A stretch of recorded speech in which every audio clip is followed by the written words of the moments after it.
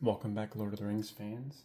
Today we will be unboxing the Lord of the Rings Fate of Fellowship, designed by Matt Leacock, and it is part of the Z-Man Games Middle-earth Enterprises. It's also part of the, as you'll see, it's part of the Pandemic game systems. It's for 14 plus, 1 to 5 players, and it takes approximately 60 minutes to 150 minutes of gameplay. So let's check out this box very quickly. So, pretty cool artwork. Shows you the figures, the cards, the board, which we'll check out, of course. Gives you the contents. 1 game board, 48 region cards, some event cards, a bunch of other different types of cards, miniatures, figures, different types of dice, some troops, figurines, tokens, etc. And probably one of the coolest features is the Barad-dur dice tower, which we will build in this video. So this video is going to be kind of like an unboxing slash a bit of a walkthrough of how to play the game, as well as a bit of a game review.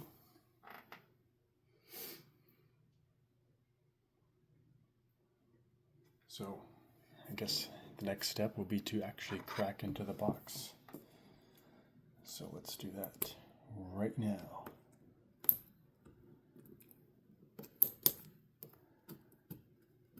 If I can make a quick little cut to make it easier.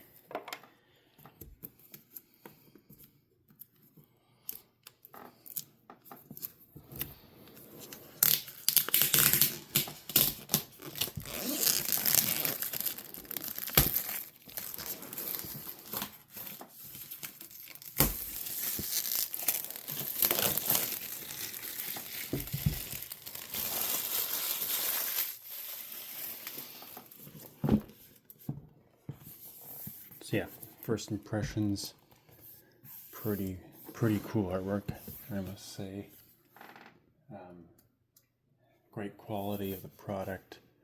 In terms of price tag, just a fun fact, as I mentioned before, so using Canadian prices, I was able to purchase this at a local game store for around $80 Canadian subtotal. But, you know, at the time of filming this video, research has shown that it's quite sold out online, you know, at a lot of local stores that I've seen. You know, so if you're lucky enough to find it, a physical copy at one of your stores, definitely grab it, because from what I've seen on eBay, the resale price of these are quite significant, with prices, you know, even actual sold items ranging from around 200 to 300 Canadian. So, you know, if you can get it for a decent, you know, the original sticker price at one of your local stores, then I would say jump on it. I got this, I think it was in the summertime. I want to say August. And it was one of those kind of impulse purchases where I saw the game and I was like, oh cool, you know, I heard it was going to be a good game. So I grabbed it, walked around the store. Somebody was actually like, oh, you know, where did you find that? And I was, oh, and I told him, you know, around the corner, and it ended up being the only copy available. And it was one of those things where it's like, well, I guess I'm going to buy it because, you know, it's going to be hard to come by. And, you know, sure enough it is. So, but enough of that backstory. Let's open the box.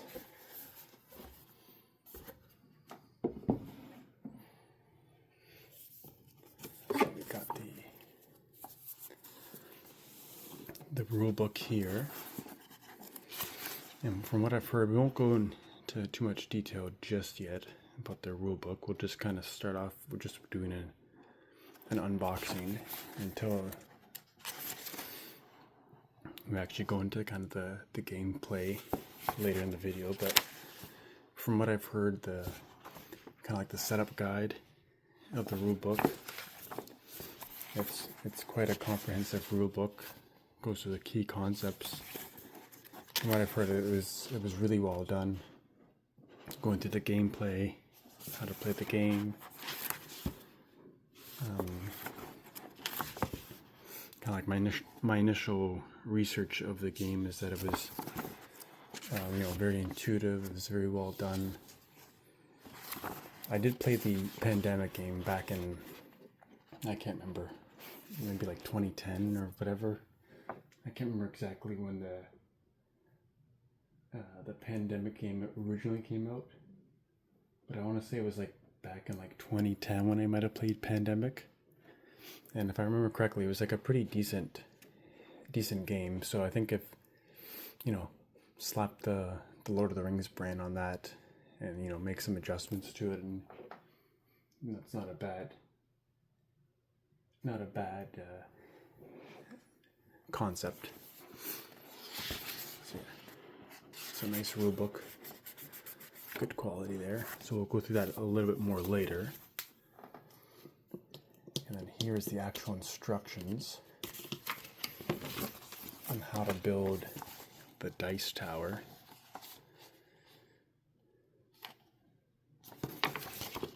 So yeah, not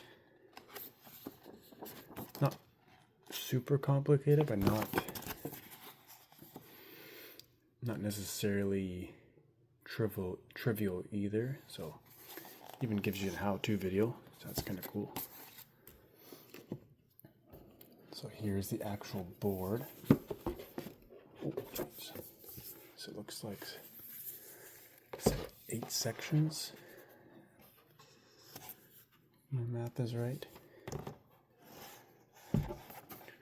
Not sure if my table right now is very careful here. Or 6 sections actually. Let's see if I can open it up and then I'll show you.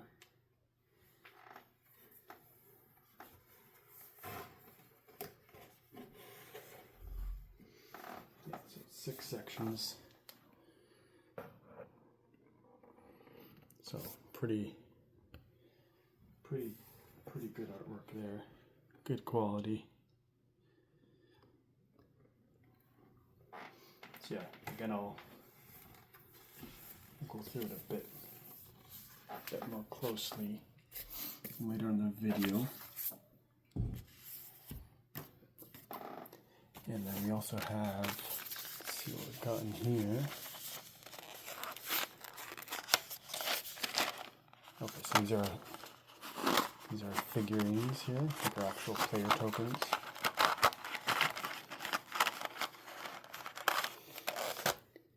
So it looks like, you have Aowen, Gimli there.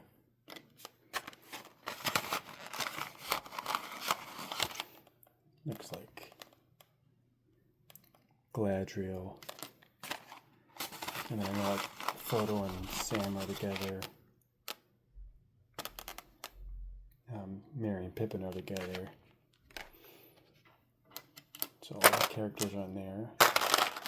Let's see.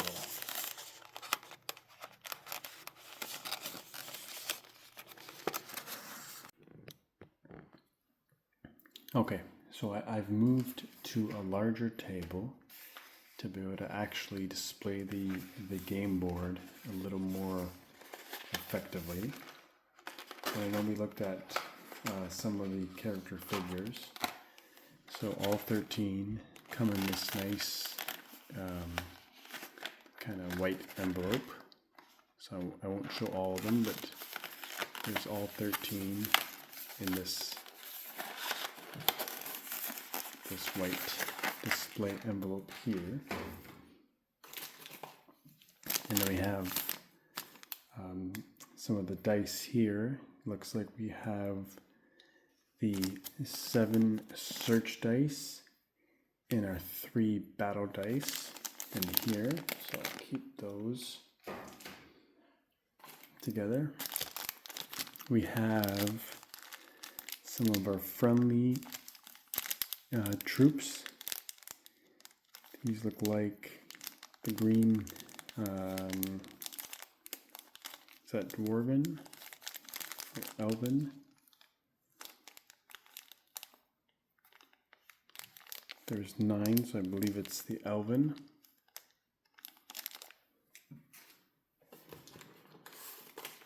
And we have a lot of shadow troops. And then we have the brown. This is probably this could be either the Dwarven or the Rohirrim. You'd have to double check in the rule book. There's 8 of those. And then the gray.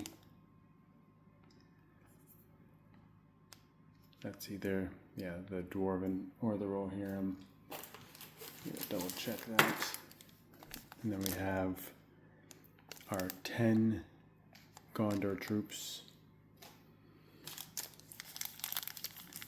And then here we have our markers.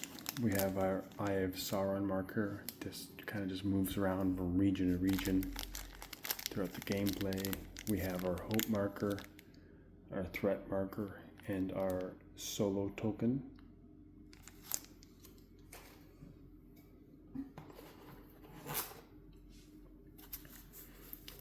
And then here, these look like our region cards. Maybe I'll slide these off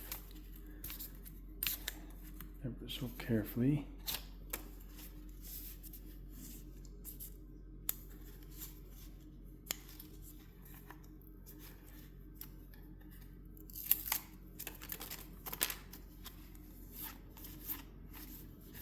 It looks like they're even in alphabetical order. Are they? Yep, our region cards, and they also have their respective, I guess, marker up top there. So there's our region cards there.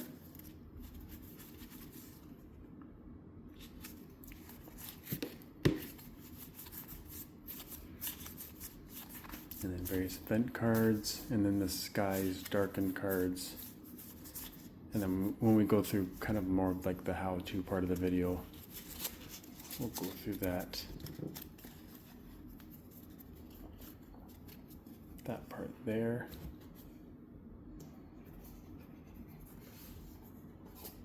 Next, these much bigger cards.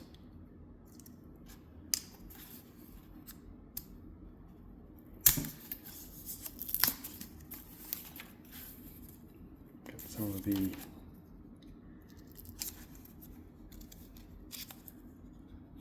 character cards. So we have like Aragorn, Eowyn, Arwen. So you can tell just based on the kind of like the thickness and the stock of the card, pretty good quality.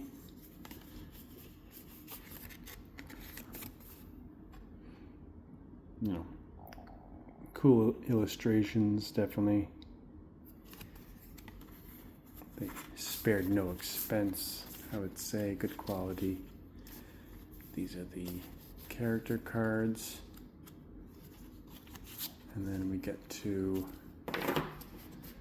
what I believe are the objective cards. So here's your objectives.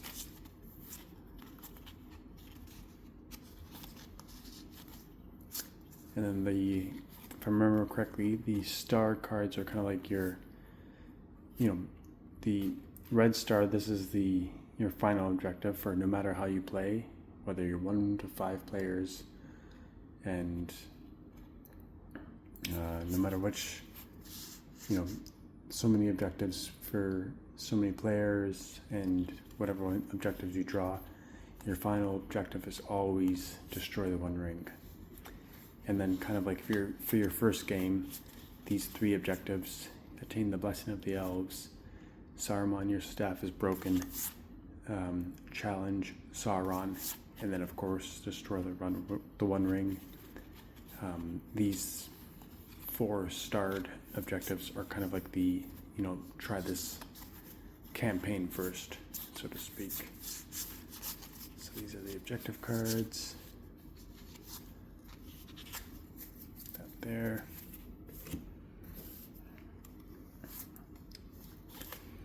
And then I believe these look to be like player reference cards. And there should be, let's see, there should be 10 of them, I think. Actions.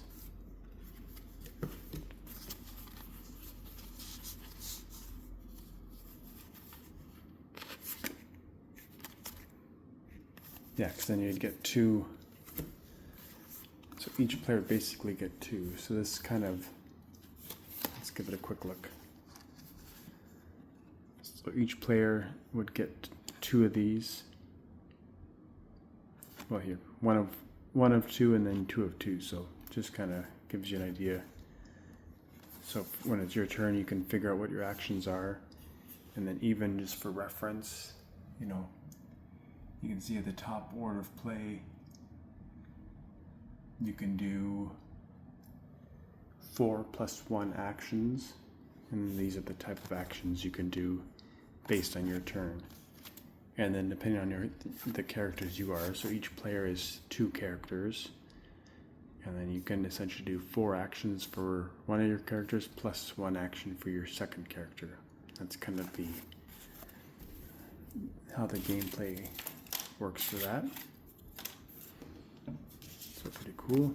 And then we can check the back side, and then it just shows you what rolling a search is, and then rolling a battle is, and then how those get resolved. So again, we'll kind of do a bit of a walkthrough for that later in the video. Just a very quick and dirty of what that is. So those are those cards. And then we have, let's see,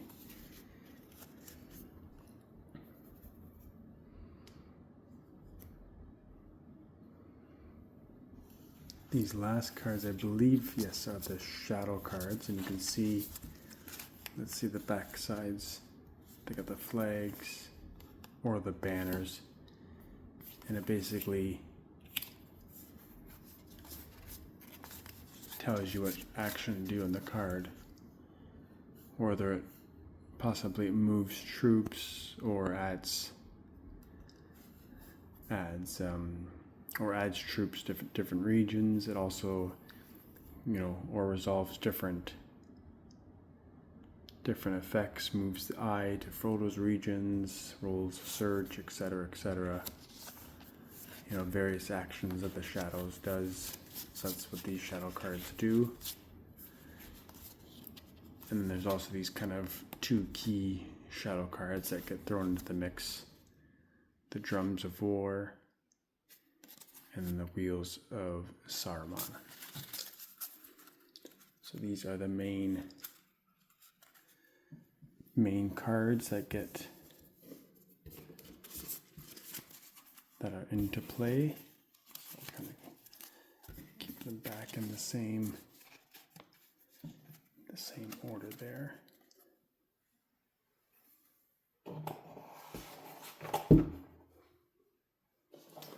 And then last but not least, I'll spin this box. We have probably some of the coolest figures, and this will be our ring wraiths on their fell beasts,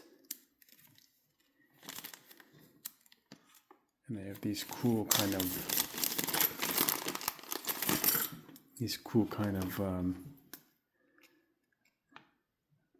holders. I don't think it matters which one goes on which, but basically they move around to various regions, and their shadow cards will move them around in various effects. You know, maybe when the dice roll, various bad things happen, depending on if, you know, if there's more Nazgul in the region, more bad things happen, etc., etc.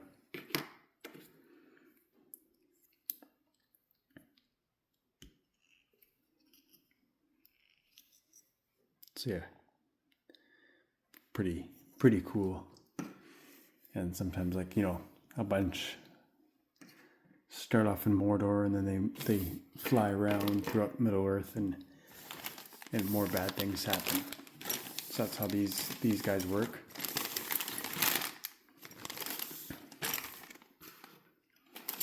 So I'll move them up to the side for now and do that later, how to fix them up. And then last but not least, we need to punch out these tokens for the game, that's for sure. That's one thing we mixed, but we also have to build the dice tower.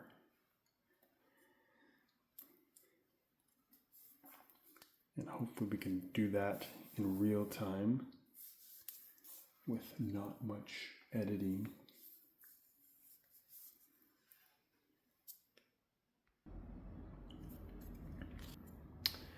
Alright, we finally got the one part fixed. I had to add some tape to it because the holes definitely were not big enough, and the one side went in okay, but the other part was flaring up. So I'm curious if anyone has created this before and has run into any issues. Be sure to leave a comment. I'd like to hear. It's definitely a cool design, but it'd be nice if it was a little more cleaner with the build, that's for sure. So yeah, let's move with the next step. Let's see if we can find. So we got part 5.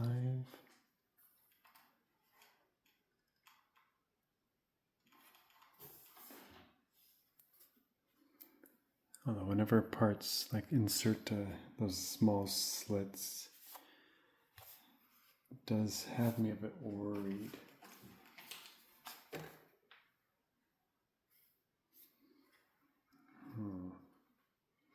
This is taking a bit of time, so I might just kind of fast forward to when it's completed, so bear with me on this.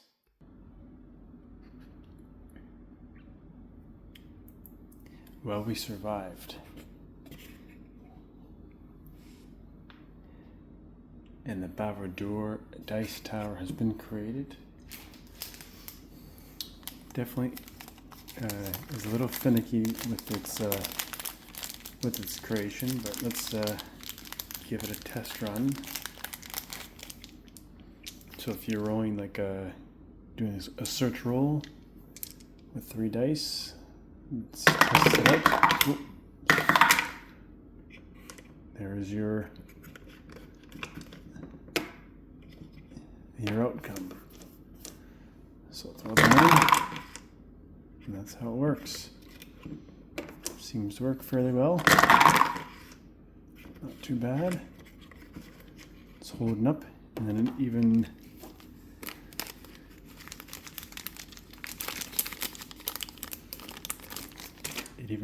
takes apart or disassembles for just like on the side here.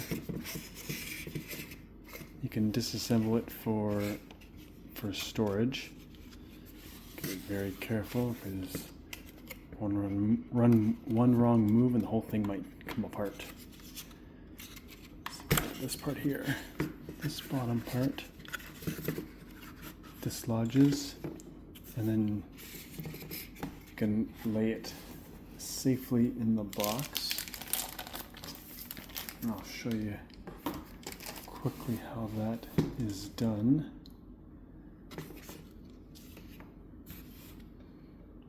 So if you got the box here, I believe, let's see if I got this correct. Oh no, you gotta take this part off as well. So you gotta take the top part off.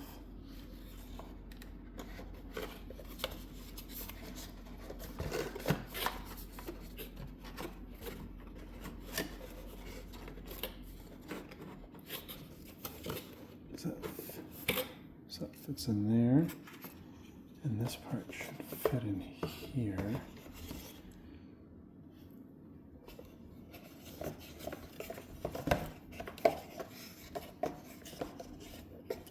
Should fit in relatively. There we go. Got that little. And then this part can kind of tuck in there.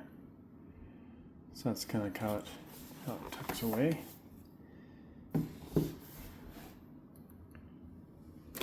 Yeah, so I'll pack away everything else. But yeah, that's just the kind of like the unboxing, and then stay tuned for the kind of next we'll talk about the kind of the walkthrough and a review of the game. All right, so now we have the setup or the start state of the game, more or less. So we have it set up for 2 players. For this setup, we'll be playing as, someone always has to play as Frodo and Sam. So we have Frodo and Sam. Here's their game card. And they'll be paired up with Gandalf for this demo. And usually you just kind of, you can go through the character cards and pick who you want, or you can just kind of shuffle them up and make it random. So for this, we picked Merry and Pippin, just because they have some nice synergies with Frodo and Sam, and then they're teamed up with Éowyn, because Éowyn, if you can read that there, can one-shot Nazgûls, which is pretty huge. And these are 2 character cards along with Gandalf that are recommended in this solo game, so they're pretty good. But yeah, you can always look through the character cards and see all the different abilities. We'll kind of dig into their character abilities and their actions as we move along. So I'll take the camera and I'll kind of show you this setup somewhat a little more closely. But each character has their own starting location. So you'll see like Éowyn's down here, and she starts in Edoras. Gandalf is here, and he is in Tharbad, right there. And then we have Frodo and Sam, and Merry and Pippin, and they start off in the Shire. And then just for other starting positions, you move some, these are like your troop tokens, and you'll see that, I don't know if you can see clearly, but see for instance like the Grey Havens here, it shows you that 1 elf troop token starts there, and up here in Barad-dur has 1 dwarf token. And then same with like the bad locations, like Dunlin has one enemy token. And the book also tells you the starting locations of each good and bad location, so you can kind of see I've placed all the good and bad. Umbar has 1, Near Harad down here has 2, and then also in terms of like the Nazgul, for each region, you can see the region is separated by these dark lines. I'll zoom out a bit so you can see like this one here. So in this region, you can see like, so the start state, the eye of Sauron and 2 Nazgul starts in this region. So that's why there's 1 Nazgul, 2 Nazgul, and then the eye starts here. And then there's 1 Nazgul in the Misty Mountains, and then there's 1 Nazgul down in the Gondor region. And then there's actually 4 way over in Mordor in their start state. And then while we're going through the board, let's just talk about your threat rate. This starts at 2, and this will move throughout the game as you progress and as you flip more shadow cards. Let's see these guys down here. And then there's also your threat number. And then as bad things happen, your threat goes down, down, down, and then if it gets down to 0, you lose. And then other effects, such as Pippin's ability, can help you add hope counter. I mean, I said threat, but I meant hope. So if your hope goes down to 0, you lose, but then you can always add hope with various effects, such as Merry and Pippin's abilities. And then these cards here, so I'll talk about in a second, but these would actually be over by, in this corner, this is where your draw deck goes, but I put the Sauron, let's see if I can get a shot there, the Sauron dice tower there, just for space, I put them off in the corner there. And then up in the corner, top right corner, it just kind of gives you an order of play kind of reference. So order of play. So when you are a player in the game, you control 2 characters. So for our 2-player game, we have Frodo and Sam, which is considered 1 character, and they're paired up with Gandalf. And then our second player is Merry and Pippin. That's 1 character. And their other character is Éowyn. So basically, with your 2 characters as player 1, you do 4 + 1 actions. So basically, and we'll talk about actions in a little bit, but basically, with one of your characters, you can do 4 actions. So you can do 4 actions with Frodo and Sam, if you want, and then +1 actions, and then you can do 1 action with Gandalf. Or you can do 1 action first with Frodo and Sam, and then 4 actions with Gandalf, depending on what the situation dictates and how you want to play it. And then next you would draw 2 cards. That's 2 cards from the draw deck, which would be over here. And that's a mix of these cards. And then you would draw your shadow cards based on what the threat rate is. So it starts off at 2, so then you draw 2 shadow cards. And then lastly, just reminds you that the hand limit is 7. So that's just kind of a breakdown of the board. Let me put the camera back. Make sure it's somewhat steady.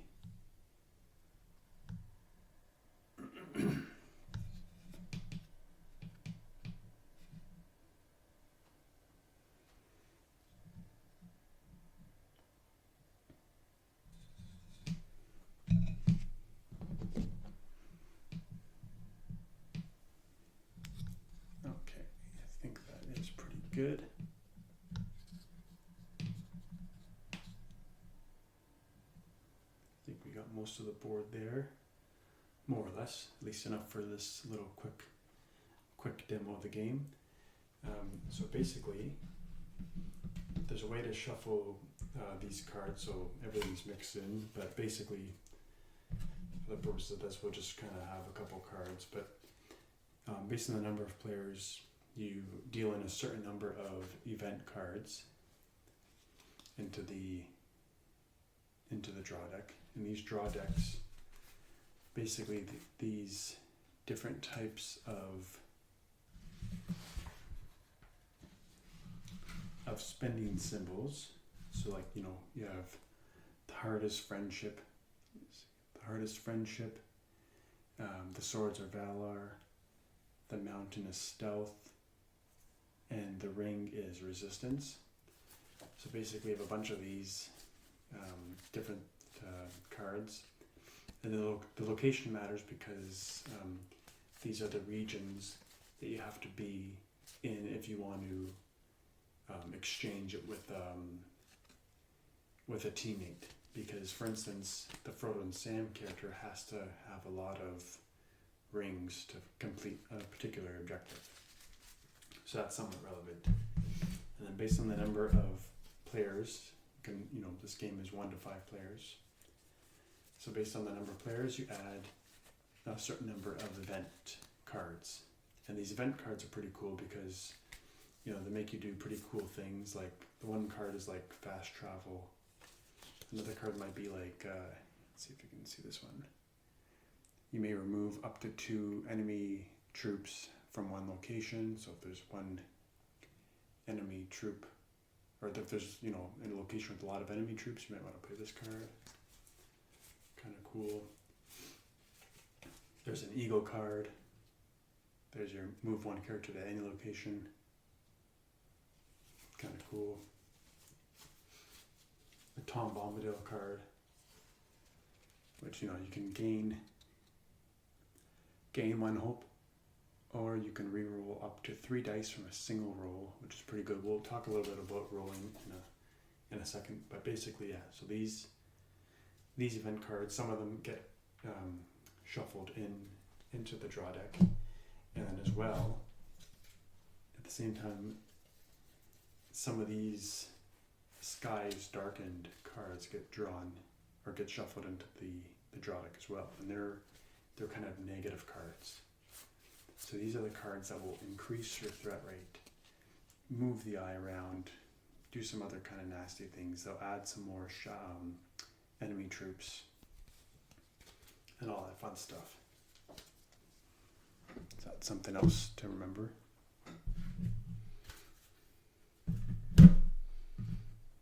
So for now, I'll just kind of ignore those cards, but I'll pretend like you draw 2 cards to start. So we'll just kind of give our players a couple cards just to start off.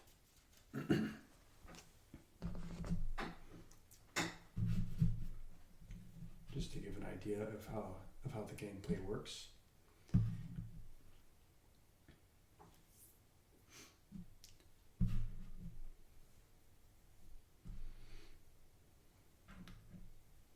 And the other good thing is each player gets some reference cards. So, as I mentioned before, is each character does 4 actions, and then your other character can do 1 action. So different actions that you can do are as follows. So basically you can travel to an adjacent location, and then you may need to spend certain symbols on special paths. So the adjacent locations have lines based on if you can move to it or not.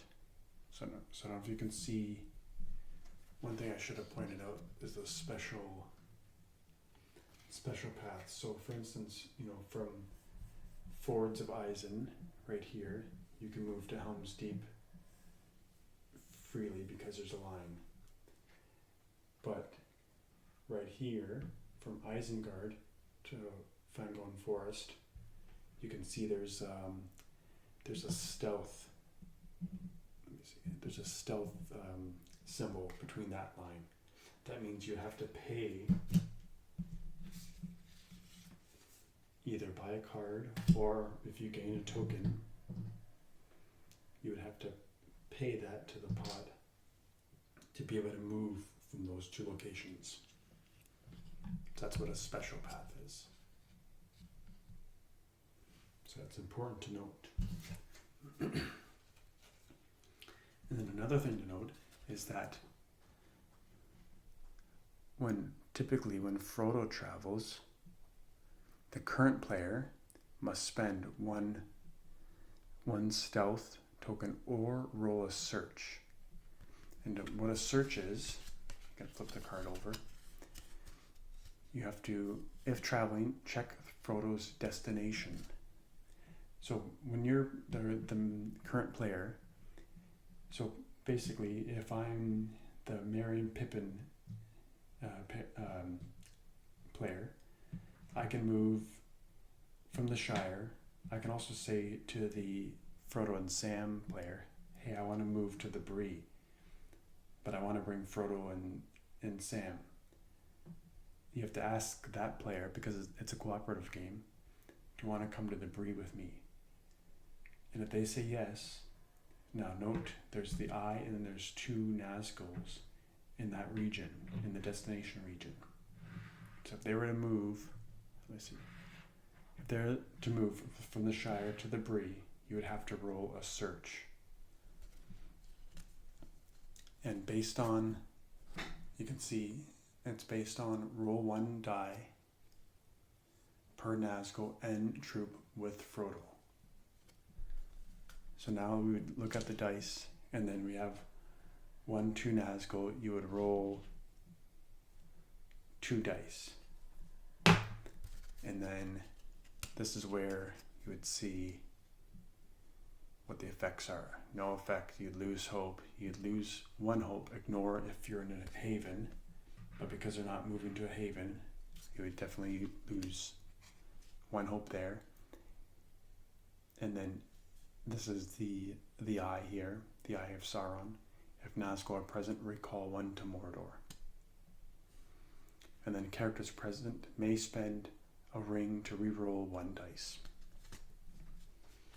So that's what rolling a search is. And then characters might have other effects that might negate a dice or might reroll a dice. Or if, when you saw that Tom Bombadil card, you can reroll a dice if you want to, etc. So that's traveling. Next action that you could do is fellowship. So if your character is in the same location as another character, you can give or take 1 card to or from that character, or from that player.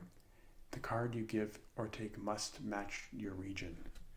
So that's what I mentioned before. So if you're in the same location as each other, but you're also in the Mirkwood region, you can trade cards, and that counts as an action. You can also prepare. That's 1 action. So prepare. If you're at a haven, discard a card to take a token with the same symbol. So basically, because you only have a hand limit of 7 cards, you might want to maybe discard this card to switch it out for a token, because you can have as many tokens as there are tokens available, but you can only have 7 cards in hand. And then there's a few more actions. So you can also muster. So if you're at a colored location, so like for instance, right now nobody's here at Fords of Isen, or nobody's here at Lambden. Excuse me. But based on those colors, if you're present at those locations, you can spend a friendship token or card to add a troop of the matching color to that location, assuming there's troops available. So for instance, if Eowyn eventually moved to Lambden and spent a friendship token, she could muster an elven troop.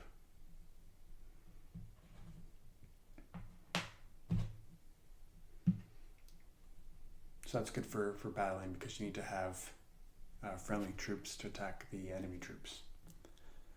So another thing you can do for an action is attack. If your location has friendly and enemy troops, shift the eye to your region. So the good thing about attacking is that you can move the eye away from Frodo. So shift the eye to your region that the attack is happening in, then roll a battle. You roll 1 dice for each, because you're attacking, you roll 1 dice for each friendly troop in your location to a maximum of 3. And this is how a battle works.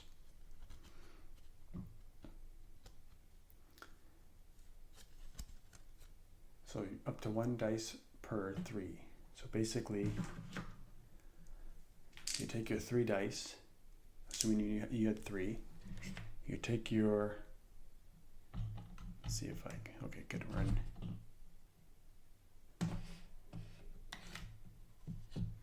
If it was like 3 versus 3, you had three good guys versus 3 bad guys. And then take your 3 dice. You'd, put 3 in your hand, and then you'd put 3 into the Sauron dice tower. And let's see what comes out. So one that comes out is this guy. So basically it's a 1 for 1.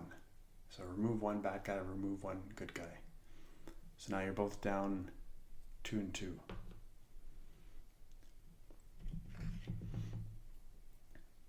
This one is remove a good guy, ignore if you're in a haven. So let's assume that we were in Helm's Deep, and so we're going to ignore that. So it's still 2 for 2. And this one is, if a Nazgul was present, remove 2 good guys. So that would have sucked. But we'll say in Helm's Deep is in the Rohan region, and there's no Nazguls present. So we don't remove 2. So then basically we're still down 2 to 2. But the good thing too is if there was a Nazgul present, and because we had Eowyn, we could have used one of her effects. If Eowyn is present when a battle is rolled, remove 1 Nazgul in her region from the game for each of that special Nazgul killing 2 good guy troops result is rolled. Do not lose 2 friendly troops.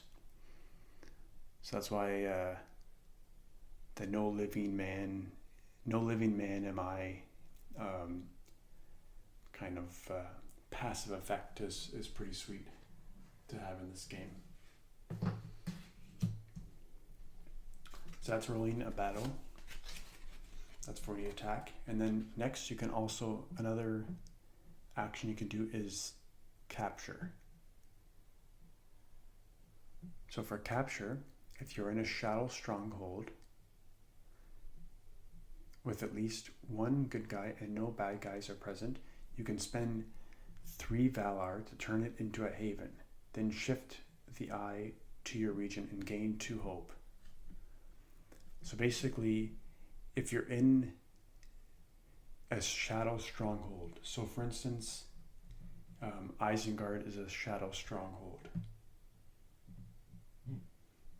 So if you go to Isengard, kill all the enemy bad guys with your good guys, and then spend 3 Valar, you can shift it from an enemy stronghold. You can tell it by its red jagged lines that it has around it, and then shift it to, there's a token that you can plop on it, and then shift it to a haven.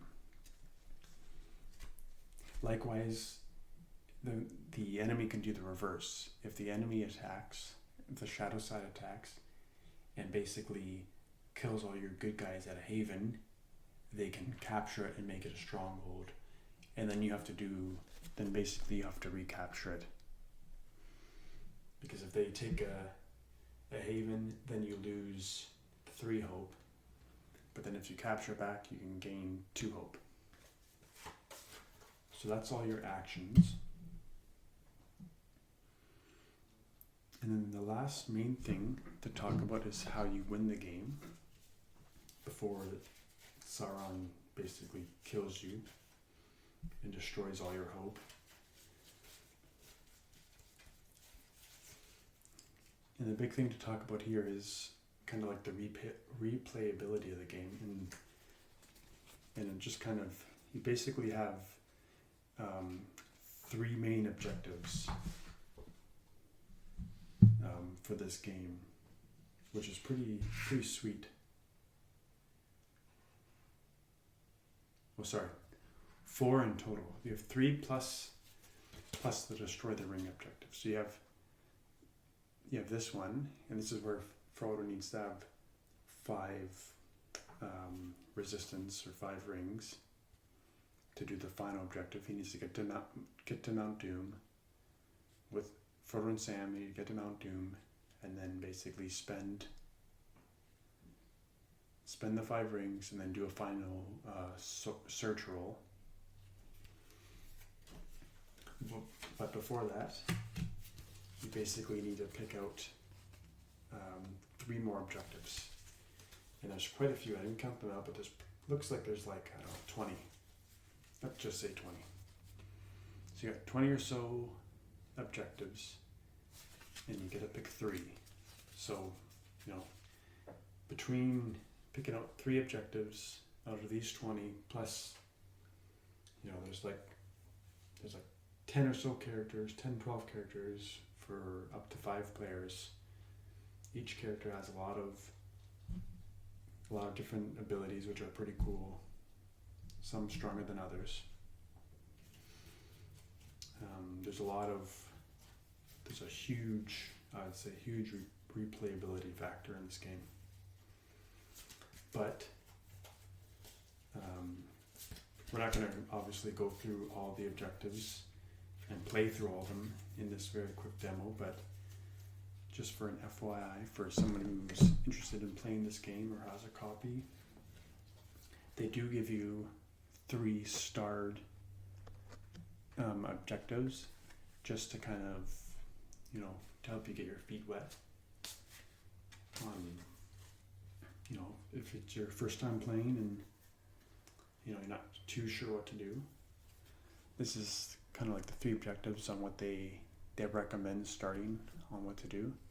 So the first one is Saruman, your staff is broken, and you can complete them in any order, just an FYI.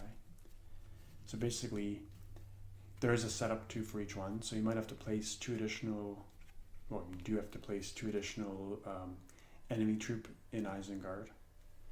And then to complete, if both the following are true, you have to turn Isengard into a haven. Rohan is free of shadow troops and shadow strongholds. And when completed, the current player, so that's your conditions there. Basically, turn Isengard into a haven and make sure Rohan is free of shadow troops. And it doesn't become a haven, basically. So that one's pretty easy. And then when you do complete it, the current player may gain 1 ring token from the supply. So once you get it, the current player gets a ring, whoever the current player may be. So that one's pretty easy. The next one is Challenge Sauron. So there's no setup for this one. Complete if a character spends an action in North Ithilien, so right here, to complete this objective when at least 2 Rohirrim troops, 2 Elven troops, and 3 Gondorian troops are present. Oh, so basically you just need to have that many troops present in North Ithilien. When complete, shift the eye to Ithilien and move every shadow troop in Mordor to Undun.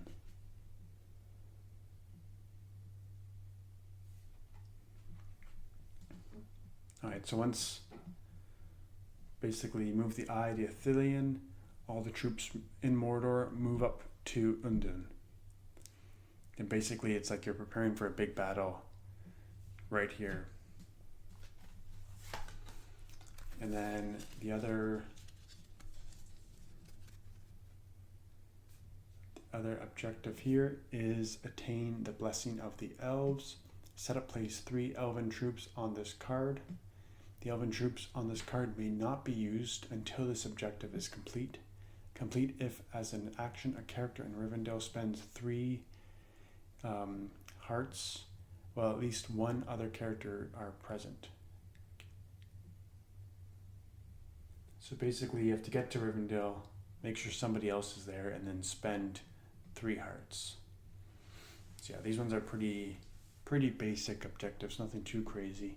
When complete, put the troops on this card into the supply. Each player with at least one character in Rivendell may gain 1 heart token from the supply, and then you also gain hope. So yeah, they're not, you probably want to do the challenge Sauron last. But for the most part, they're pretty basic objectives. And that'll set you up for success for Destroy the One Ring. Apparently playing this game in the solo mode is quite challenging. We won't talk about it too much.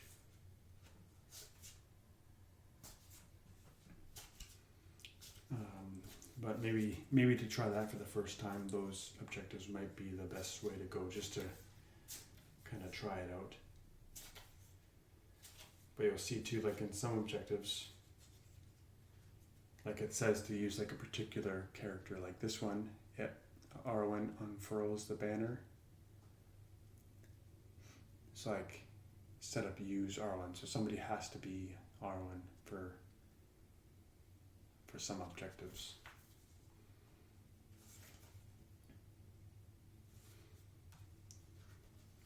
And then some of them are a little more challenging than others, like infiltrate Minas Morgul.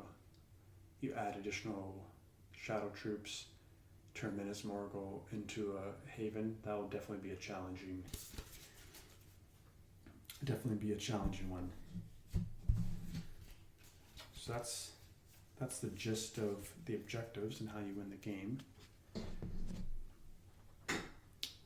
So now we'll kind of walk through very quickly how to do a turn.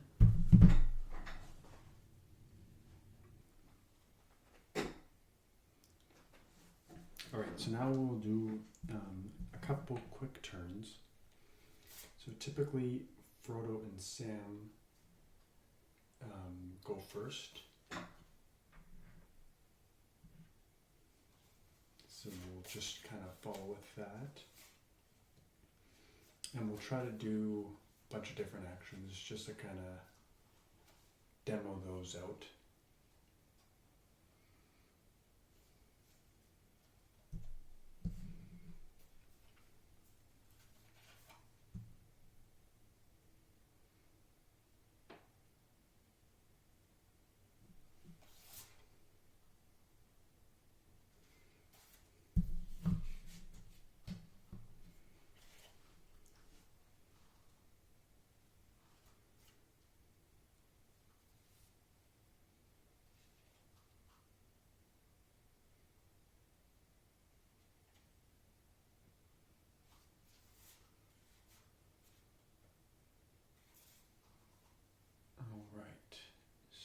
So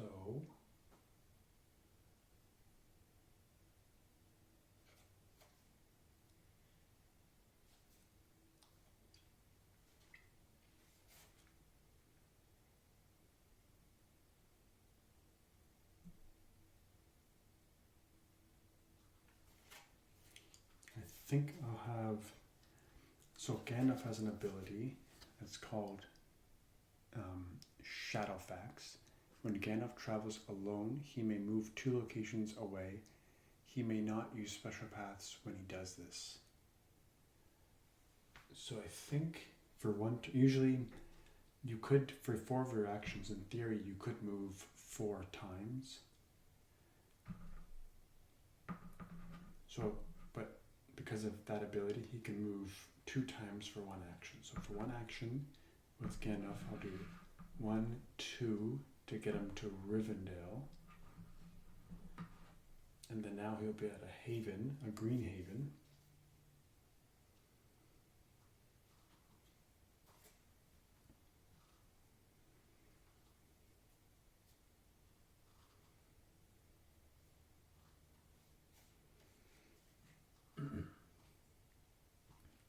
be his one action. And then now we'll do some fun stuff with Frodo.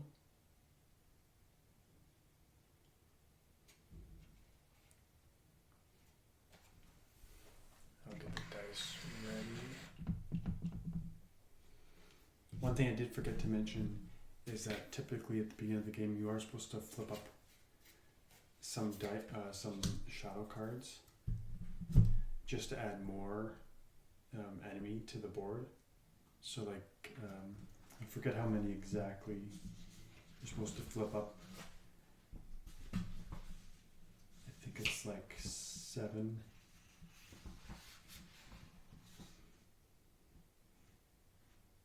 Or 9.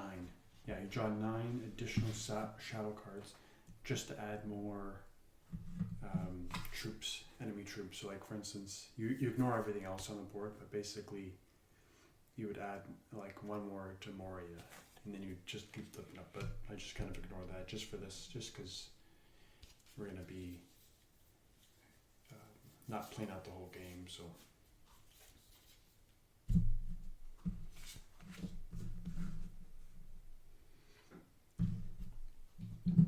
now for Frodo and Sam, we'll do 4 actions with them.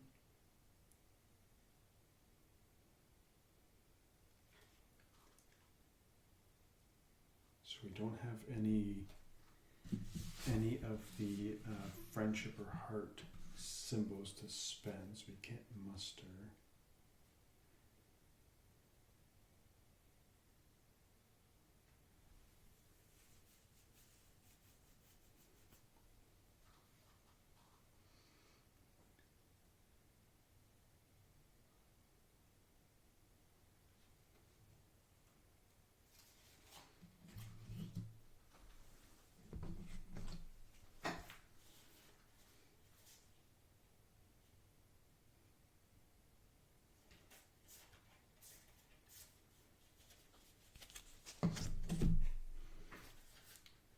I forgot to mention we are focusing on the kind of like the easy objectives just for this. So I guess our kind of like the main objective will kind of lean towards would be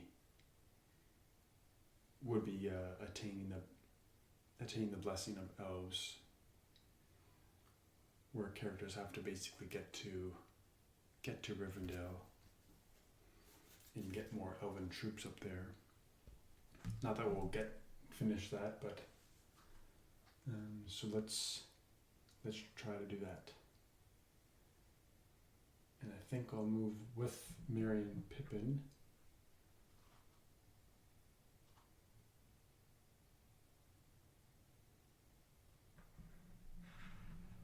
And because we move with Merry and Pippin, because we're moving Frodo and Sam, we do have to roll a search like we did before, and that's with 2 of the black dice. Because of the 2 Nazgul, there's no enemy. So we roll that, and that 1 is nothing, so that's good. And then 1 is the eye on top of Barad-dur. And if you recall, if Nazgul are present, recall 1 to Mordor. So that's good.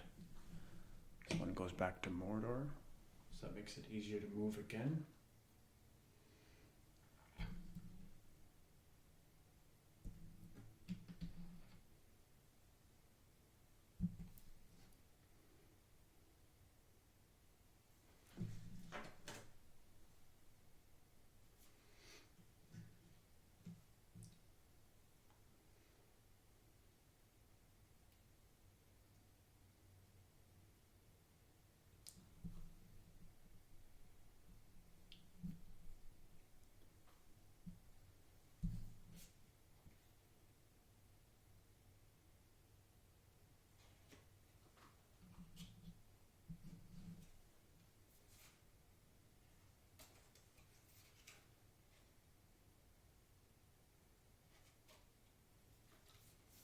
Double checking, okay. So we'll move again, because it's good to keep Merry and Pippin relatively close with Frodo and Sam, so we'll keep them together.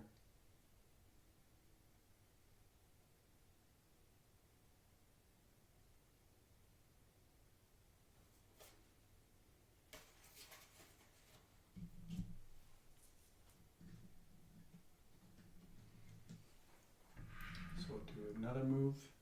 We'll do another search, this time with 1 dice. Oh, nothing. That was a good roll.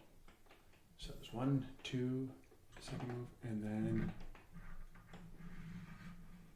now everyone's in Rivendell. There's 1 Nazgul in Rudar. Search, and that is the funny looking tree, and we lose 1 hope. It's not good. That's okay. And then for our 4th action with Frodo and Sam,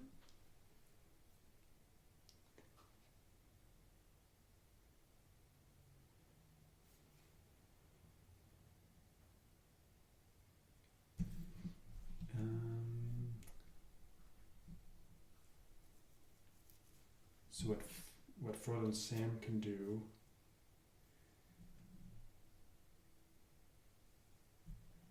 is prepare. So again, preparing at Haven, discard a card to take a token with the same symbol.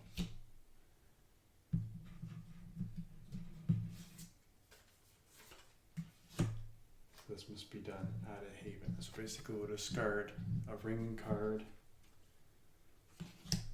to get a ring token. And that'll be the 4th action. And then for the next time is just to draw 2 cards. And then we draw 2 more cards for player 1. Next step is to draw shadow cards. Our threat rate is 2, so we'll draw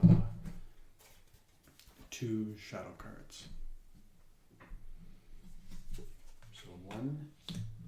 So the way the shadow cards works is if it's a flag, you look at the bottom of the. If it's a flag on top of the draw deck, like this, you just look at the bottom. So you add 1 to Umbar, and then you do this.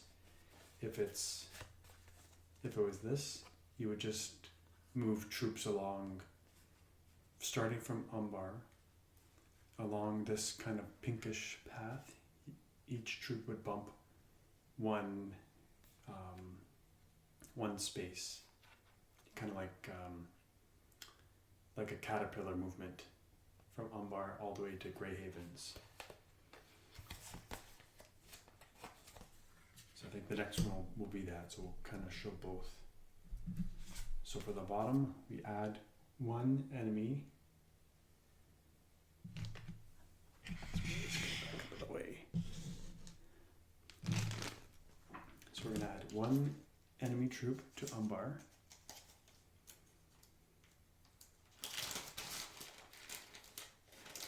Which really won't affect us, that's okay. And then it says deploy 3 Nazgul from Mordor to the Eye. So the Eye is still all the way up in Eriador. So we deploy 3 Nazgul, 1, 2, 3, all the way up in there where the Eye is. So right now the Eye is fixed still around the Shire and Eriador, and Frodo's up in Rivendell. So things are not too bad. And then when Mordor is empty, deploy from the largest group 1 at a time. So if, for instance, if there was no Nazgul left in Mordor, then you would look kind of at the largest group of Nazgul kind of in the area where the Eye, not necessarily closest, just where the largest group cluster of Nazguls are, and pull from them 1 at a time. If the Eye is in Mordor, then recall 3 to Mordor instead. So had the Eye been in Mordor, we would have recalled any 3 Nazgul to Mordor instead. So that would have been kind of sweet. So that's card number 1. And then card number 3. So we can see now the flag. We have the flag up top. So now we're going to do the movement of troops from Umbar on the orangey path to Helm's Deep. So starting from Umbar on the orangey path, we're going to bump up to Helm's Deep. So these guys bump up 1 on the orange path. There was nobody here to bump up to here, so nothing. There's nobody here to bump up 1 to here, nothing. Nobody here to bump up here, nothing. There's nobody from here to bump up here, and then there's nobody here from the orange path to bump up here, and then nobody here to bump up here, and then nobody here to bump up to Helm's Deep here. So for instance, had there been, I don't know, sorry, Umbar's here, say there was 2 here and like 2 here,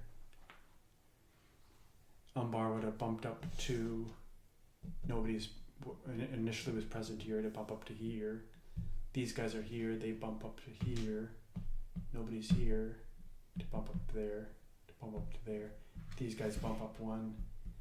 Nobody's here, nobody's here. So everyone just kind of bumps up 1 along that path. That's kind of like how it works out.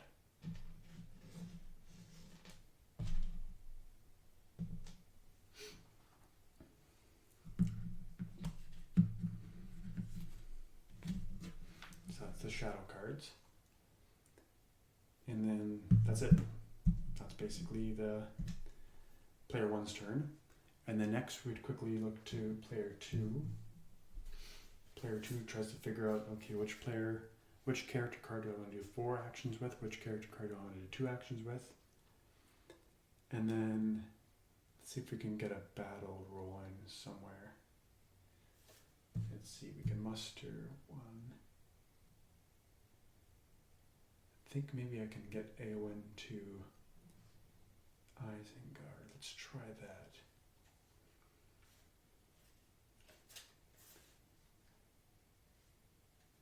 Oh, so Eowyn's really sweet actually. When Eowyn musters in like a Rohirrim brown location, you do not need to spend a friendship token. So as an action, let's make sure we can get there. Muster 1, 2, 3, 4, attack. No, we can't muster and then get there and attack.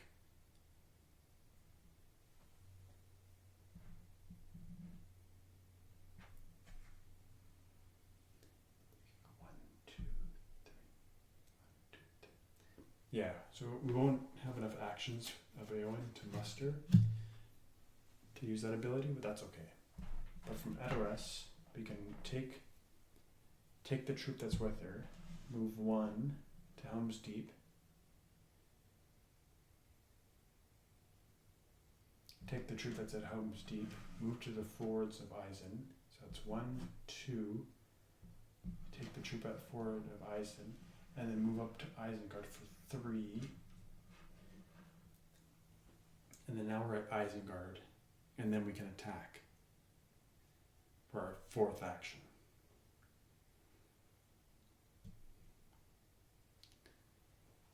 So now when we attack, you shift the eye to the Misty Mountains,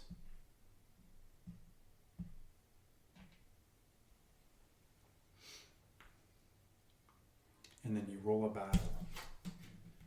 So because we're attacking, it's based on the number of good guys. We have two good guys, 2 good guy dice. Bring in our tower, bring our dice.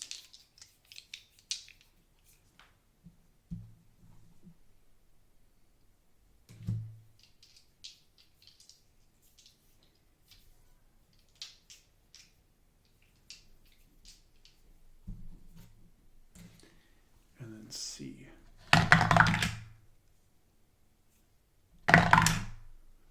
Oh, this is like the best roll we could get. So one roll removes that one enemy troop, so that's good.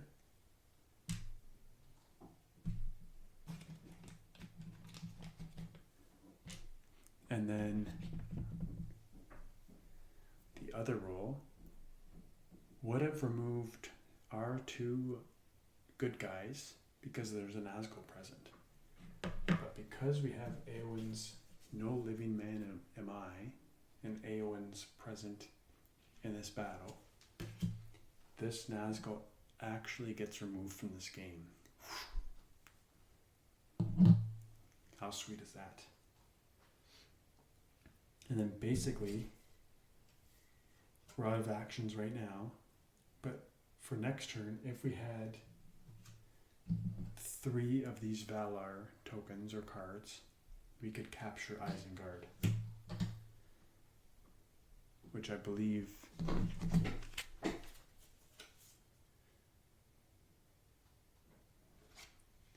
is actually one of our objectives, which is pretty sweet, which we can do quite easily.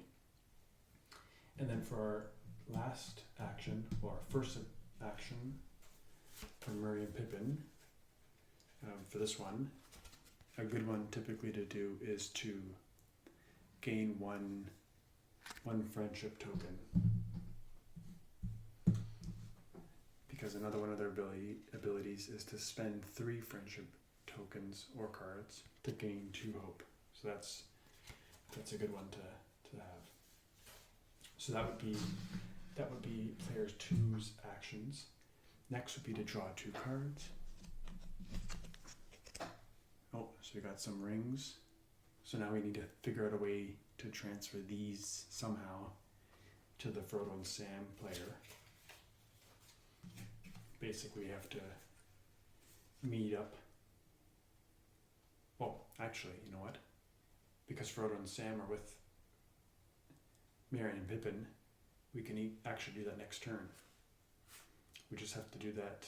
Well, we have to get to Eowyn in the Misty Mountains, which should be easy enough to do that next turn. And then next we would do the shadow cards. Our threat rate is 2. So here we are doing the top part because of the flag here. So run a ruin to Minas Tirith on the yellowish card, or yellowish line. So do run to here, to here, to here, to here. So nothing.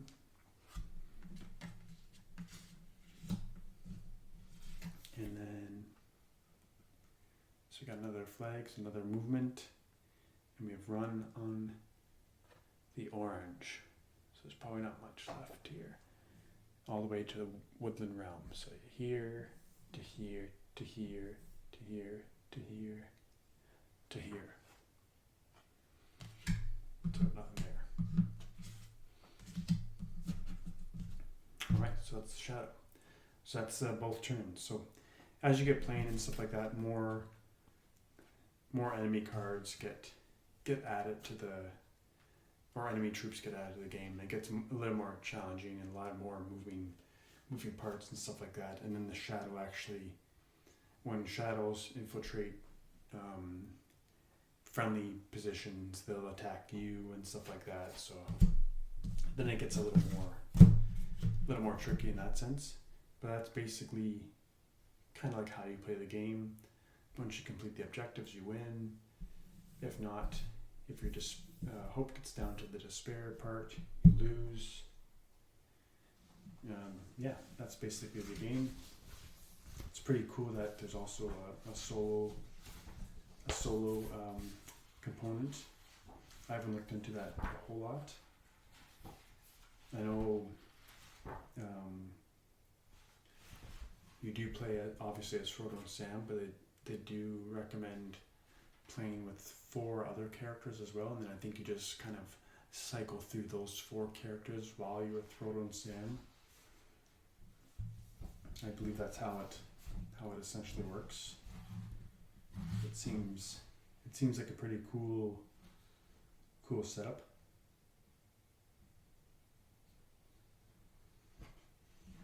I'll have to, I may do a follow-up video with the solo game, but we'll see. I'll have to play it a couple times. Yeah, overall, pros and cons of this game. Definitely a lot of pros. The artwork, the replayability, just like the rule book is very, very like solid. When we played a few times, there was a few questions that popped up, but it was very easy to find the answer to it. It didn't take long. It didn't break the flow of the game. Everything's super clear. Each player having, these kind of reference cards was super helpful. Order of play up in the top corner there, super helpful.